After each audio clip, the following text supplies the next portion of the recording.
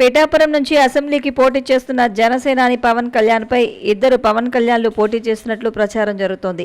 రాజానగరం జనసేన అభ్యర్థి బత్తుల బలరామకృష్ణకు పోటీగా అదే పేరును పోలిన మరో వ్యక్తి పోటీలో నిలిచారు. ప్రధాన నామినేషన్ల పర్వాన్ని గమనిస్తే ఇలాంటి విచిత్రాలు ఎన్నో కనిపిస్తాయి. ప్రధాన పార్టీల అభ్యర్థులతో పోటీలో నిలిచేవారి ఇంటి పేర్లే మారతాయి. మిగిలిన పేరంతా ఒకటే ఉంటుంది. ఎన్నికల్లో రాజకీయ పార్టీల వ్యూహాల్లో ఇది ఒక భాగం. ఒకే పేరుతో ఉన్న వ్యక్తులను పోటీలోకి దించి తద్వారా ఓటర్లను గందరగోళానికి గురిచేసి ఓట్లను చీల్చి ప్రత్యర్థులను ఎన్నికల్లో ఓడించడమే ప్రధాన ధ్యేయంగా పార్టీలు వ్యూహాలు పన్నుతాయి. పిఠాపురం నుంచి పవన్ కు పోటీగా కనుమూరి పవన్ కళ్యాణ్, కోనేటి పవన్ నామినేషన్లు వేసినట్లు అధికారికంగా ఈ విషయం ధృవీకరణ లేదు.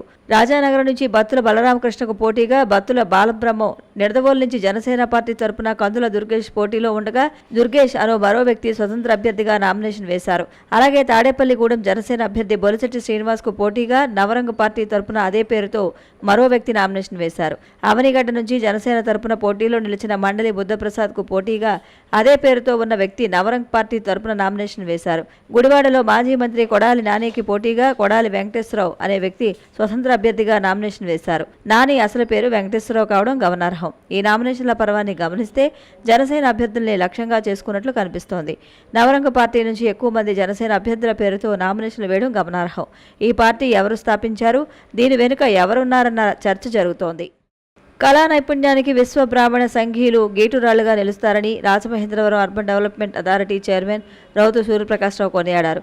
ఈ నెల 30న నగరంలో నిర్వహించనున్న విశ్వబ్రాహ్మణ ఆత్మీయ సమావేశం నిమిత్తం సన్నాహ సమావేశాన్ని శుక్రవారం స్థానిక కోటగుమ్మం డౌన్లో శ్రీ గౌరీ విలాస్ విశ్వబ్రాహ్మణ సత్రంలో నిర్వహించారు. ఈ సమావేశంలో రౌతు ముఖ్య అతిథిగా పాల్గొని మాట్లాడారు.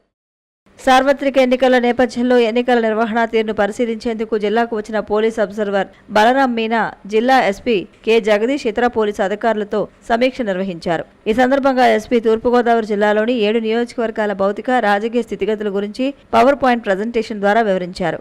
జిల్లాలో సార్వత్రిక ఎన్నికలు ప్రశాంతమైన వాతావరణంలో జరిగేలా కృషి చేయాలని మీనా పిలుపునిచ్చారు.